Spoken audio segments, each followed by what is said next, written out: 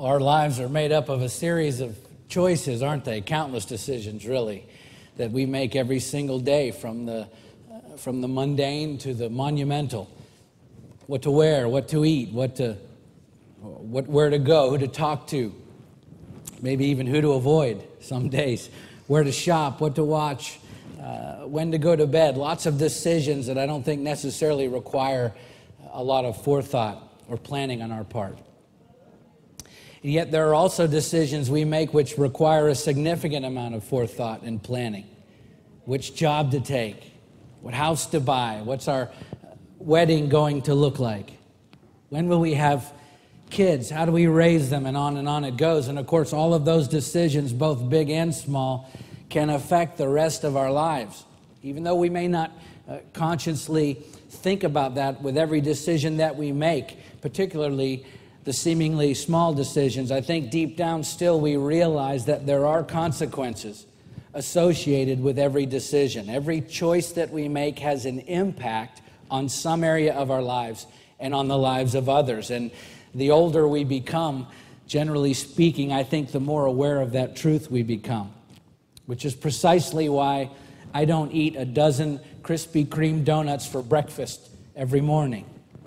I would like to, but I don't. No, instead I eat whole wheat, gluten-free, millet chia toast with a cup of coffee. In truth, I don't even know what that means, but that is what I actually eat every single morning. In fact, I copied the label word for word, just so I'm not exaggerating the point here. The actual description of our bread at home says, and I quote, "Amidst the complexities of modern life, we return to the land for inspiration. Baked with hearty ancient grains, this bread contains a wholesome balance of nutrients, vitamins, and deliciously earthy flavors." If that sounds like dirt, that's because it's what it tastes like. Naturally gluten-free, ancient grains have been providing nutritious happiness to global cultures for centuries. So grab a slice of ancient joy. That's a fancy way of saying get you some really stale bread. You thought bread was boring. How could you not get excited about waking up every morning knowing that you're about to toast yourself a slice of ancient joy for breakfast?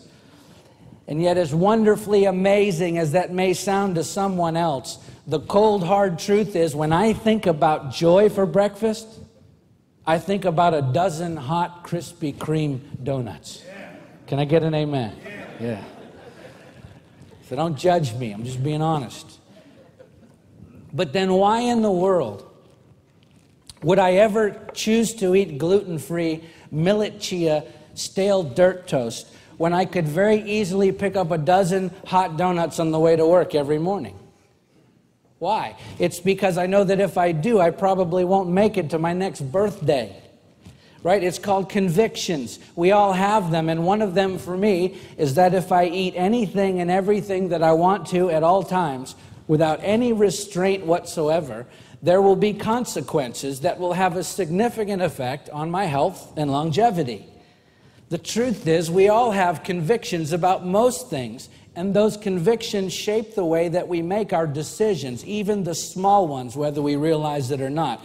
The way we live, the way we interact with others, the way we eat and drive our cars, and the way we work and play. It's all born out of convictions that capture our hearts, those firmly held beliefs that govern our lives and guide our decisions. And those convictions ultimately lead us to make certain commitments.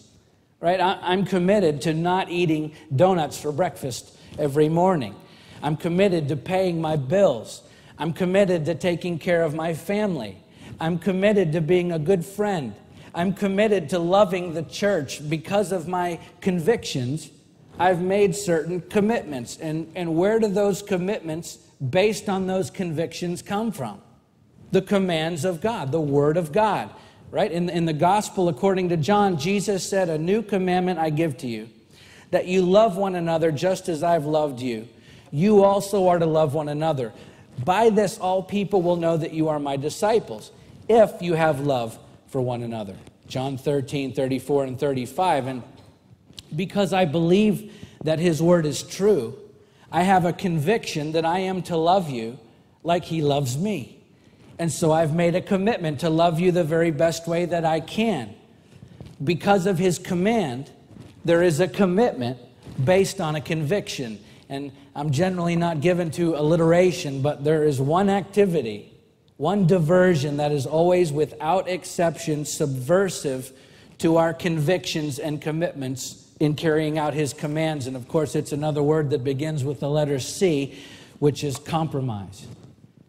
When we compromise our convictions, particularly when that compromise becomes a pattern, we will eventually compromise our commitments. And once we've done that, it is impossible to carry out his commands. The truth is, compromise is the insidious, life-stealing, joy-robbing, strength-sapping enemy of the Christian life. Compromise is treachery for a follower of Jesus Christ. Consider the life of Peter, a disciple of Jesus, a follower of Christ. He personally walked and served and lived with Jesus day after day as a part of Jesus' inner circle, even among those 12 men who were closest to him. Along with James and John, only Peter was present when Jesus raised the daughter of Jairus in Mark 5:37.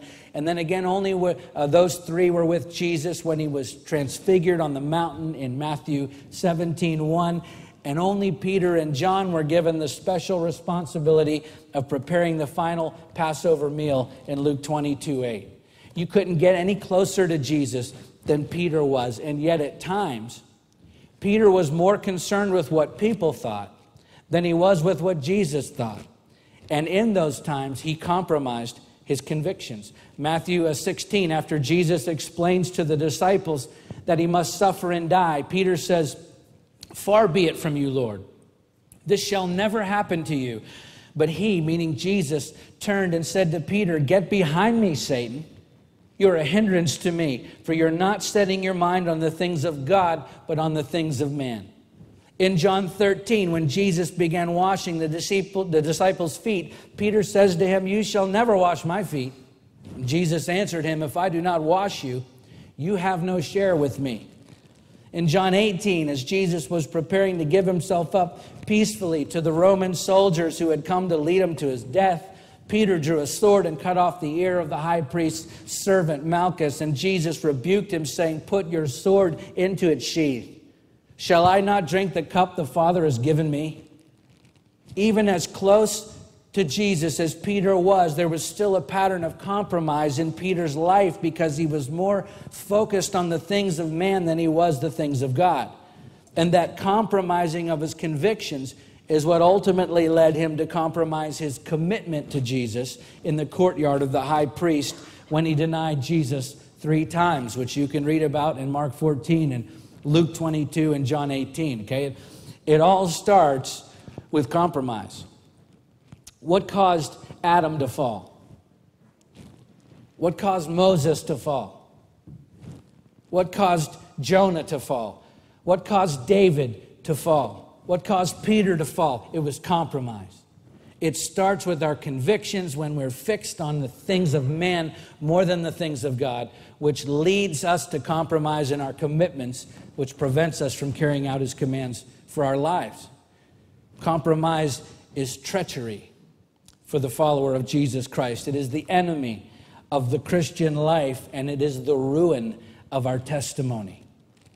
Yet in the words of the prophet Isaiah, all we like sheep have gone astray. We've turned everyone to his own way. Isaiah 53:6. We're all guilty of the sin of Adam, of Moses, of Jonah, of David, of Peter. We have all compromised at times in our lives. We have all, every single one of us, gone astray to his own way. Not one of us is guiltless. But still we're commanded in Scripture by the Apostle Paul to put to death, therefore, what is earthly in you. Colossians 3:5. In other words, put to death the ways of man, which is to compromise our convictions whenever it suits us. But how exactly do we do that? Well, just before this verse in Colossians 3:2, Paul says, "Set your minds on things that are above, not on things that are on earth, just as Jesus told Peter. It's seeing the big picture. It's looking to God before we look to ourselves. It's focusing on His will instead of ours. It's putting others before ourselves. It's God's way instead of our way. This is the lesson that Peter had to learn, and it is the lesson that we must learn if we are to live without compromise. And I can't think of a better example of living without compromise than what we find in our story today as we continue working our way through the book of Esther, where God's people, the Jews, were living in exile because of their own compromise. And now their very existence is under imminent threat because of the compromise of a very famous Jew, King Saul, some 600 years earlier, who compromised his own convictions and his own commitments, and then ultimately even God's commands, which we'll talk about more in a few moments.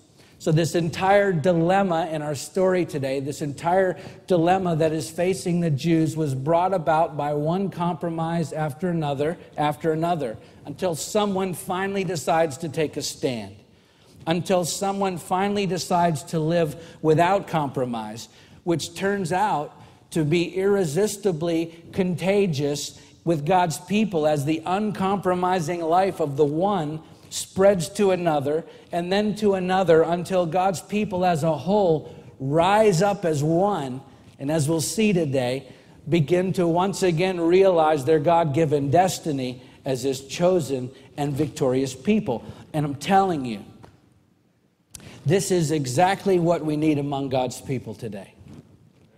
We need men and women who are willing to live without compromise. And it only takes one or two who refuse to compromise their convictions or their commitments as they carry out God's commands, and others will follow. The church will be emboldened and His purposes accomplished in and through us when we choose to live without compromise. So let's pick up the story where we left off last time at Esther chapter 9. And if you were here, you'll remember that Haman, a descendant of Agag, the ancient enemy of the Jews, an Amalekite, was hanged on the gallows, but not before successfully convincing the king of Persia to issue an irrevocable decree that called for the complete and utter annihilation of the Jewish people. And so in response, after the true nature of Haman's evil plot was exposed by Mordecai and Esther, the king issues a second decree allowing the Jews to defend themselves from the coming attacks, in effect authorizing a civil war in his own kingdom. And so as we pick up the narrative, the story at this point has reached a fevered pitch. The climax of all of the drama, the secrets kept, true motives hidden, backdoor deals, and death sentences issued, and now the hour has come. All of the plotting of God's enemies against His people and all of the counterplots of our protagonists, Mordecai and Esther, have all led to this one moment as those seeking to kill the Jewish people begin to mount their attack. Let's read the first 4 verses of chapter 9. Now in the 12th month, which is the month of Adar, on the 13th day of the same, when the king's command and edict were about to be carried out, on the very day when the enemies of the Jews hoped to gain mastery over them, the reverse occurred. The Jews gained mastery over those who hated them. The Jews gathered in their cities throughout all the provinces of King Ahasuerus to lay hands on those who sought their harm. And no one could stand against them, for the fear of them had fallen on all peoples. All the officials of the provinces and the satraps and the governors and the royal agents also helped the Jews, for the fear of Mordecai had fallen on them. For Mordecai was great in the king's house, and his fame spread throughout all the provinces, for the man Mordecai grew more and more powerful. Oh, how the mighty have fallen. First Haman, the greatest authority in all of the Persian Empire, second only to the king himself, falls before Mordecai, and now all of those throughout the kingdom who would rise against the Jews intending to gain mastery over them experience the very opposite of what they'd hoped for, as God's people gained mastery over those who hated them, and no one could stand against them, for the fear of them had fallen on all peoples.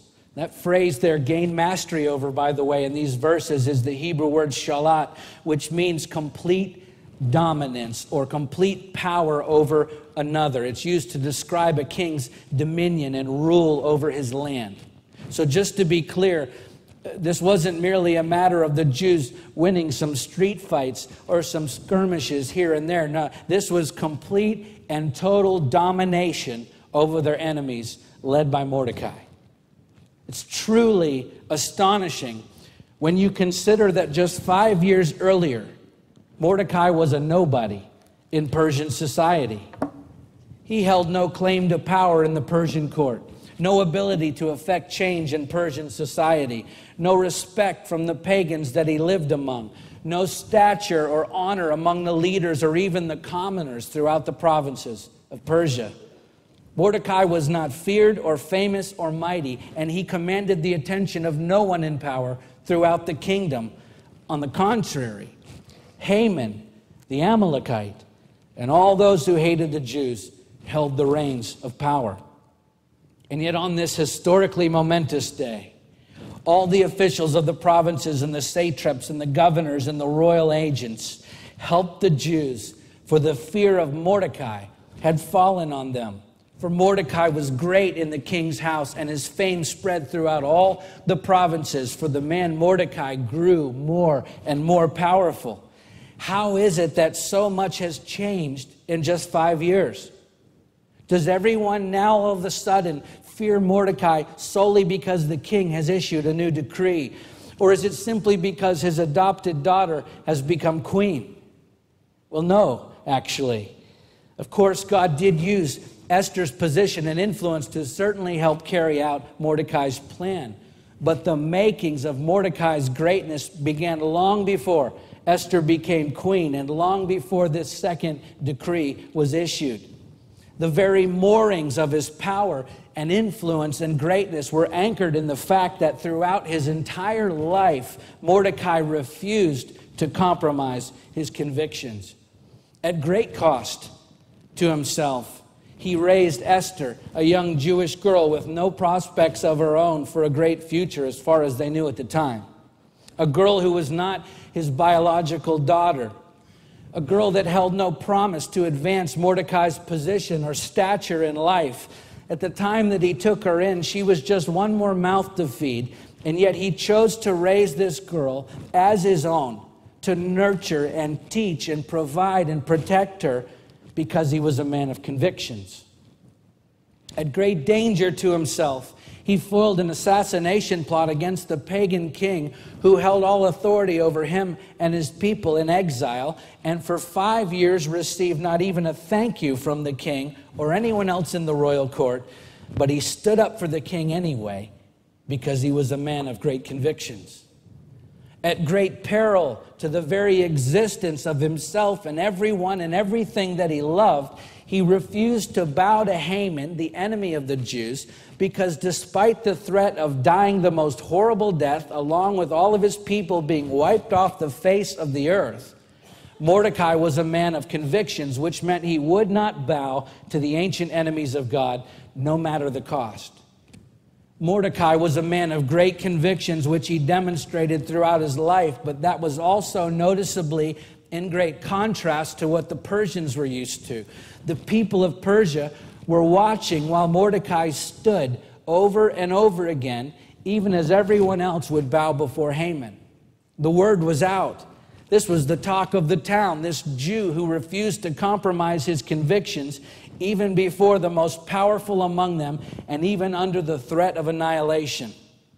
This was uncommon to the Persians. They were used to people like Haman, who once his own life was threatened, bowed immediately before his enemies, even in violation of his own country's laws, just to try and save his own skin. Haman was a man without convictions, a bitter, hateful, prideful little man without virtue or any redeemable qualities whatsoever, a man who only thought of himself, much like the Persian king who had appointed him. It's not hard to see why the fear of Mordecai had fallen on them.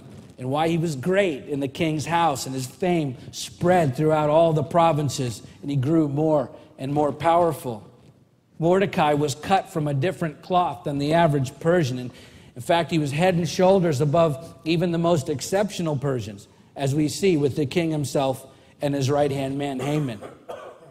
Mordecai stood out from the crowd because he refused to compromise his convictions, and because of it, everyone took notice, and his fame and power and influence spread, and fear fell upon all who would oppose God's people because of Mordecai. It was easy for Mordecai to live without compromise, wasn't it? No, it wasn't. Of course it wasn't easy.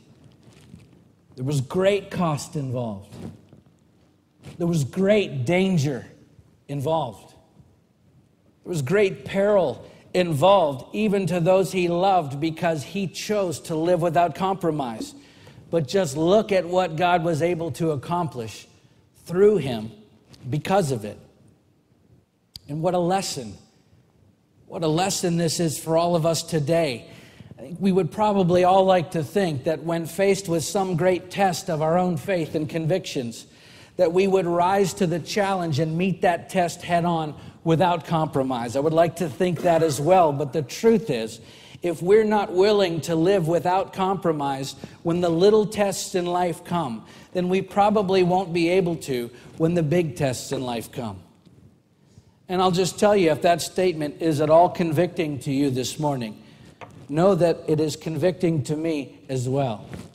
Preaching to myself here, how easy is it for us when someone questions our faith, our convictions, our positions on subjects that were rarely ever discussed in public just a few years ago, but now are very much at the forefront of public discourse, subjects that demand we take a position on one side or the other.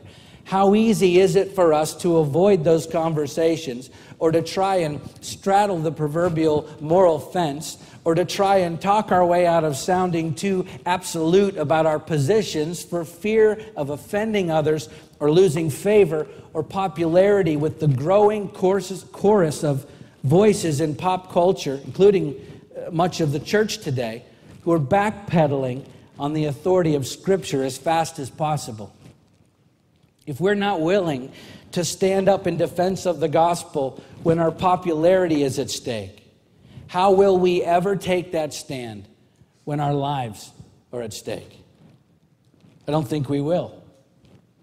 When we're alone and that subtle and insidious voice of the enemy whispers in our ear that it is okay to compromise our convictions as long as no one else is around, that we can cheat a little or lie a little or lust a little or steal a little. How easy is it to compromise in those moments when we think it will affect no one else? But if we're not willing to live without compromise when no one is watching, how will we ever live without compromise when everyone is watching? I don't think we will. Because we don't suddenly become men and women of conviction once the big tests in life come. No, it starts in the little things, the small tests, the quiet times when we refuse to compromise our convictions and no one else notices or rewards us or compliments us for our stand for righteousness. And then over time, living without compromise becomes a part of our fabric. We become characterized by that kind of living, which is what enables us to refuse to compromise our convictions when those really big tests in life come, when everyone is watching. I mean, how many moments, how many days, how many years did Mordecai take care of that young girl who was not his own when no one was watching, when no one was paying attention, when no one was complimenting his effort? And yet he nurtured that girl who ended up inheriting those convictions. It was 5 years before anyone bothered to notice that Mordecai saved the king's life. For 5 years, no one took the trouble to compliment or reward him for his selfless act of courage and valor. And yet he continued in his faithful service to the king anyway. It was to be the morning of his own death that Mordecai was finally recognized for his uncompromising convictions in refusing to bow to Haman or to give in to his evil plot. And it was only then that Mordecai was spared and elevated to a place of honor and authority. He refused to compromise his convictions, and the result was not only that he was rewarded, but people everywhere took notice, and even those who were not Jews claimed to be Jews because they wanted to be associated with Mordecai and his people. Right? If we want to have influence in this life, then we must live without compromise, and along the way, we must accept the cost associated with living that kind of life, because I'm telling you, it isn't easy, and we won't always get it right. I'm sure we can all attest to that. I certainly can. But when we own our mistakes, when we confess our failures, when we repent of our sin, which is all a part of living up to our convictions, people will take notice, and even when they don't agree with you, you will have influence, because people respect others who live without compromise, even those they don't agree with. It's precisely why the fear of Mordecai fell on everyone in the Persian kingdom, both Jews and Gentiles, because he lived without compromise. Let's keep reading verses 5 through 10. The Jews struck all their enemies with the sword, killing and destroying them, and did as they pleased to those who hated them. In Susa, the citadel itself, the Jews killed and destroyed 500 men, and also Parshandatha and Dalphon and Aspatha and Paratha and Adalia and Aradantha and Parmashta and Arasai and Aradai and Vizatha, the 10 sons of Haman, the son of Hamadatha, the enemy of the Jews, but they laid no hand on the plunder. So once again, these verses underscore the absolute dominance that the Jews exercise over their enemies in just one day. It's amazing what we can accomplish when God is on our side and we refuse to compromise. And then the 10 sons of Haman are named as they fall prey to the Jews, and yet the Jews did not touch the plunder, even though the edict specified that they could. And both of those points are very significant in the larger story here, which we'll come back to in a few moments. So let's keep reading, verses 11 through 14. That very day, the number of those killed in Susa, the citadel, was reported to the king. And the king said to Queen Esther, in Susa, the citadel, the Jews have killed and destroyed 500 men, and also the 10 sons of Haman. What then have they done in the rest of the king's provinces? Now what is your wish? It shall be granted you. And what further is your request? It shall be fulfilled. And Esther said, if it please the king, let the Jews who are in Susa be allowed tomorrow also to do according to this day's edict, and let the 10 sons of Haman be hanged on the gallows. So the king commanded this to be done. A decree was issued in Susa, and the 10 sons of Haman were hanged. So after a decisive and devastating victory over their enemies in just one day. And remember, the original decree was for just one day. So beyond this, no one had a legal right to attack the Jews after this day. Decisive victory. And so the king, quite proud of his accommodation of his favored queen, says in effect, look at everything that's been done for you in just this one day. Look at all of the people that the Jews, your people, have killed. Now, is there anything else you'd like for me to do for you?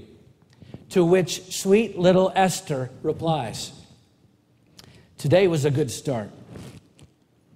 Now give us one more day to finish the job, to kill every last one of our enemies. And while we're at it, how about you take the dead bodies of the 10 sons of Haman and hang them high on the gallows? Wow. At first glance, it seems a bit harsh, especially for Esther, this lovely, respectful, obedient Jewish girl who always seems to be slow to speak and very careful with her words when she does. At a casual reading, this seems like nothing more than a vengeful bloodlust from the last person that you'd expect it from. However, there's actually far more going on here than meets the eye. This wasn't simply some kind of uncontrolled rage or aimless violence on Esther's part. was actually an impeccably calculated and thoughtful move in order to fulfill an ancient promise by God, which she was committed to doing. And to that end, Esther refused to compromise her commitment. 600 years earlier, God commanded Saul to wipe out the Amalekites in 1 Samuel 15. And he was careful to specify through the prophet Samuel in verse 3 that Saul was to devote to destruction all that they have. Do not spare them, but kill both man and woman, child and infant, ox and sheep, camel and donkey, which was according to God's original command or promise in Deuteronomy 25:19, nearly 400 years before that. In other words, no survivors, no prisoners, no plunder, no exceptions. God was crystal clear. But that's not what Saul did. Instead, he spared Agag, the king of the Amalekites, and the best of the sheep and of the oxen and of the fattened calves and the lambs, and all that was good, and would not utterly destroy them. Verse 9. Saul compromised his commitment to serve God, which ultimately led to his failure in carrying out the command of God. And yet, this failure of Saul wasn't a spur-of-the-moment lapse in judgment. No, this was yet one more compromise for Saul in a long line of compromises that began some 13 years earlier with a much simpler and seemingly innocuous, harmless act of compromise. Back in 1 Samuel 10:8, Samuel commanded Saul to go down before me to Gilgal, and behold, I'm coming down to you to offer burnt offerings and to sacrifice peace offerings. 7 days you shall wait until I come to you and show you what you shall do. And then chapter 13, we find Saul at Gilgal, waiting for Samuel to arrive before making the offerings to God in preparation for war with the Philistines. But as the people grew impatient, Saul began to feel the pressure to act, to compromise his conviction to wait on Samuel because he was more concerned about pleasing people than he was with pleasing God. It sounds familiar, doesn't it? And so as the pressure mounts in one seemingly simple act of compromise, Saul makes those sacrifices before Samuel gets there. And then, of course, Samuel arrives and he says to Saul, you have done foolishly.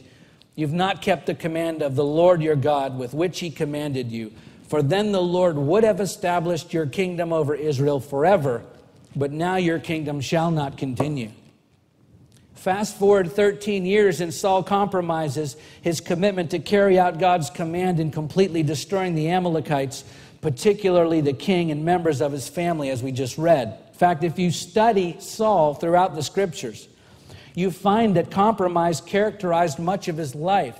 And the consequences reverberate not only in Saul's life, but for all of God's people for centuries to come, as we've seen here in our story of Esther. And interestingly, according to rabbinical tradition, during the time period between Saul sparing King Agag's life and Samuel hacking the king to pieces with a sword, Agag was allowed to be with his wife, during which time she conceived a son who had a descendant generations later named, you guessed it, Haman. You see, because of a pattern of compromise in Saul's life centuries earlier, the Amalekites continued to plague the people of Israel throughout history. But Esther was determined to do something about it. She was committed to finishing what Saul would not. And so although it was customary in ancient warfare when a leader was killed to wipe out his entire family in order to prevent any type of a vengeful coup in the future, what Esther was doing here with the 10 sons of Haman was not simply a matter of routine military strategy. Now, this was personal, because these 10 sons were the remnant that represented everything detestable about those ancient enemies of the Jews, the Amalekites. In fact, not only were they Haman's remaining offspring, but the descendants of Agag, these 10 sons, were given what are called Daeva names by their parents, Haman and his wife, which were the names of Persian spirits that were worshipped as minor deities or minor gods during the reign of King Ahasuerus. And then later, these Daeva spirits were considered so foul even by the Persian people themselves, they regarded them as demons. That's where their names came from. And so Esther, not willing to even allow the perception of compromise when it came to the enemies of God, make sure that these 10 sons of Haman were not only killed, but hung on the gallows for everyone to see, leaving no doubt this time, as far as she was concerned, the commitment to God had been fulfilled. No survivors, no prisoners, no plunder, no exceptions. There was a finality, a completeness to her decision to continue to pursue God's enemies with a brutality that ended with the very embodiment of evil, sin. Haman's 10 sons hanging on wooden stakes for all to see, which I believe foreshadows the completeness, the finality and the brutality of God's work of putting to death sin on a cross through his Son, Jesus Christ, the embodiment of perfection, who took our sin upon himself and hung on a wooden cross for us, for all to see. In the case of Esther, which was a type of Christ, and through Jesus himself, there was no compromising their commitments, which resulted in the fullness of the Father's plan being realized through them. While on the contrary, when we compromise our commitments to God, two things fail to be realized in our lives. First, the fullness of God's plan for us. In 1 Samuel 15:23, after Saul failed to carry out his commitment to God, Samuel said to him, "Because you have rejected the word of the Lord, he has also rejected you from being king."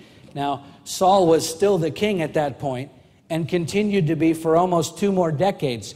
But he did not accomplish all that he could have for God because he compromised his commitments, which showed up most poignantly in the last several years of his life that he spent chasing David, tormented by the idea of David becoming king, instead of leading God's people as his chosen one. When we fail to follow through, to fulfill our commitments to God and his people, we miss out on the fullness of a life spent completely devoted to him because we're distracted with other things, chasing other pursuits, thinking that we're preserving and promoting ourselves when all that we're really doing is cheating ourselves out of all of the blessing and purpose and reward that he has for us. Ultimately, compromise always leads to loss. It never leads to gain. When we compromise our commitments to God, we fail to realize the fullness of God's plan for us. And secondly, the full impact that we could have had on the world around us fails to be realized. After Saul compromised his commitment to Samuel to wait on his arrival before making sacrifices in 1 Samuel 13, Samuel says to him, "The Lord would have established your kingdom over Israel forever, but now your kingdom shall not continue." So again, there was not only loss to Saul personally as a result of his compromise, but his impact on future generations was lost as well. Okay? When we walk away from a ministry, from a marriage, from a friendship, from the commandments, the commitments that we've made to God and his people, the impact that we could have had is lost. The people that would have been ministered to by us, the souls that could have been snatched from the fire, the character that could have been formed in others through us, the life-changing experiences that are forged in the fires of difficulty when people refuse to compromise, to give up, to walk away, even though that would be far easier than staying and working through those difficulties. Those life-altering moments, they become legacies that live on in others for generations because of the impact that we have in the lives of other people that we happen to be in relationship with now. Those moments, those legacies are lost when we compromise and give up and give in and walk away. Now, of course, we all fail. We all fall short at times. We've all blown it. I make sure that honest self-evaluation with repentance to follow is a regular part of my life. Why? Because all we, like sheep, have gone astray.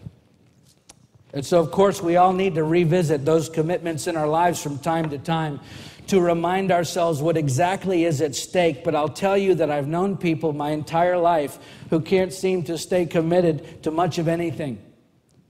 They make commitments one after another, but as soon as that ministry or that relationship becomes uninteresting or unexpectedly different than what they had anticipated, or they're offended in some way, and listen, they may have a right to be offended. They may have legitimately been harmed. But instead of honoring that commitment and staying the course and working through those issues, they compromise their commitment and move on to other pursuits that they think will better preserve and promote them. And honestly, I can tell you that most of those folks that I know who live that way are constantly experiencing less than they desire. They are constantly getting less than they'd hoped for. They're constantly being let down by their experiences and their relationships. Why? Because compromise always leads to loss. It never leads to gain. And so when we fail to fulfill those commitments when difficulty comes, we never learn to overcome. All that we learn is to run away from our problems, and in the process, often we leave a trail of hurting people behind who never experience all that they could have from us because we compromised that commitment. Esther could have refused to go to the king when Mordecai first asked her to. The Jews would have been killed. Mordecai would have been killed. She would have remained queen, and no one would have been the wiser. But instead, she chose to risk everything. Everything. She refused to compromise her commitments. And the result was stunning. And not only did she get to experience the fullness of all that God had for her, the honor, the love of her people, the devotion of her adopted father, the favor of the king, but her legacy continues to this day. We'll see that next week as we finish this study.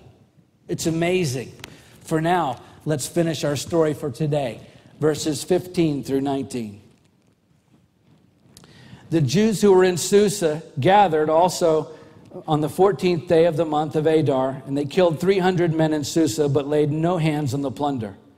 Now the rest of the Jews who were in the king's provinces also gathered to defend their lives and got relief from their enemies, and killed 75,000 of those who hated them, but they laid no hands on the plunder. This was on the 13th day of the month of Adar, and on the 14th day they rested and made that a day of feasting and gladness. But the Jews who were in Susa gathered on the 13th day and on the 14th, and rested on the 15th day, making that a day of feasting and gladness. Therefore the Jews of the villages who live in the rural towns hold the 14th day of the month of Adar as a day for gladness and feasting, as a holiday, and as a day on which they send gifts of food to one another so that everyone can celebrate. And so we'll focus on this. It's called the Feast of Purim that was established in these last few verses. We'll focus on that next week. For now, I just want to highlight the fact that 3 times in this chapter, including twice in the verses we just read, it says that in all of this fighting, after killing more than 75,000 of their enemies, the Jewish people laid no hands on the plunder. Keeping in mind that by the king's own decree, they were given permission to take all that they wanted. So why didn't they? Why leave all of that wealth untouched when they were given a legal right to take it as their own? It's because God's people refused to compromise God's command. Okay, Mordecai's decree was an exact reversal, nearly verbatim, of Haman's earlier decree, which allowed for plunder to be taken from the Jews. Mordecai was simply nullifying every element of Haman's decree with his own later decree, which was ratified and disseminated by the king under his own government and authority. However, the Jewish people understood the execution of this second decree as under God's authority, governed by his ancient rules for holy war, which included taking no plunder. We see that with Abram fighting for Sodom in Genesis 14. We see it with Joshua fighting for the promised land, devoting entire cities to destruction and taking no plunder. And then again, of course, as commanded to Saul, fighting the Amalekites, where there were to be no survivors, no prisoners, no plunder, no exceptions. These Jews in Persia understood this very well. which speaks volumes of their own commitment to God's command, that they were given every legal right and permission to loot and take plunder from those who were bent on killing them, and yet the author is very careful to point out 3 times that they laid no hands on the plunder. They refused to compromise God's command, even when the government they were living under told them they could, even when the culture they were living in told them they should, even when doing so would have immediately brought them material prosperity and elevated their standing in that society. And we should all pay very close attention to the message here, which is for God's people in every age, because the culture that we live in does not determine the principles that we live by. The laws of government do not supersede the laws of God. And no abundance of wealth or personal standing can ever justify even 1 ounce of compromise. Followers of Jesus Christ are to live according to the commands of God as recorded in His Word. No excuses, no exemptions, and no exceptions. We're called to live without compromise. So ask yourself, am I willing to concede some of the commands in His Word if it means keeping the peace with those who want to like me? Am I willing to turn a blind eye toward doing what is right, what is commanded of His followers, if I think it may preserve my standing at work or at school or with my neighbors? Am I willing to walk out on my commitments if what is required to fulfill them no longer suits me? Am I willing to accept a watered-down version of the gospel from everyone if it keeps the message from being offensive to anyone? Am I living a life of compromise?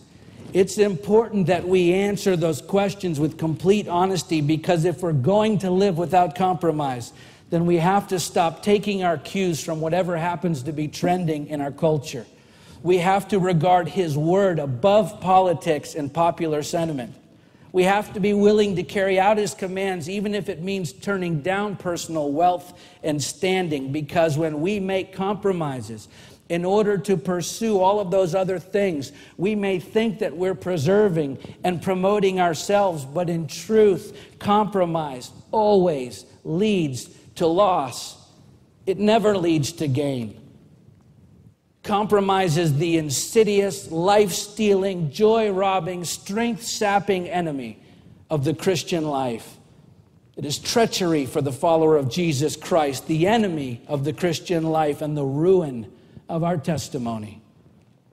But when we choose to live without compromise, and that is a choice that often must be made day by day, sometimes moment by moment. When we make that choice to live without compromise, even when it would be so much easier to give up and give in and walk away, the fullness of God's promises are realized in our lives. He fights on our behalf, and we get to experience the victory, the true gain that comes by living an uncompromising life.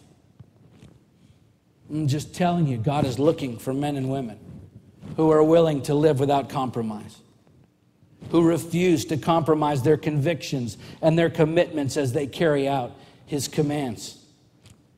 And as we do that, our lives not only become intensely purposeful as individuals, but the church is empowered, our testimony is emboldened, and His purposes are realized to their fullest in us and through us, through His people, when we choose to live without compromise.